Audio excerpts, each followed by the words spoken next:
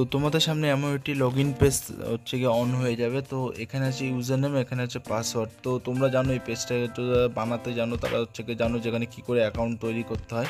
আর যারা জানো না তাদেরকে আমি বলে দিচ্ছি। তো এখানে দেখতে পাচ্ছ ডু নট হচ্ছে গিয়ে এখানে যারা নতুন অ্যাকাউন্ট যারা তৈরি করবে তাদের জন্য জাস্ট এখানে কি যে do not have an account. তো এখানে গিয়ে সাইন আপে প্রেস করবো।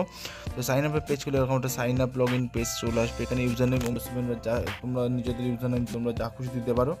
অ্যান্ড তারপরে ওখানে হচ্ছে ইমেল আর হচ্ছে পাসওয়ার্ডটা দিয়ে এই বক্সে ক্লিক করে এখানে সাইন আপ করে দেবে। এখানে সাইন আপ করে দিলে তোমাদের অ্যাকাউন্টে লগ ইন হয়ে যাবে। তো আমার যতক্ষণ অ্যাকাউন্ট করা আছে দেন আমি এখান থেকে জাস্ট সাইন ইনে যাচ্ছি, ঠিক আছে। তো সাইন ইনে গিয়ে আমি এখান থেকে আমার অ্যাকাউন্ট করা আছে, তো আমি এখানে ইউজার অ্যান্ড পাসওয়ার্ডটা আমি দিয়ে দেবো, ঠিক আছে।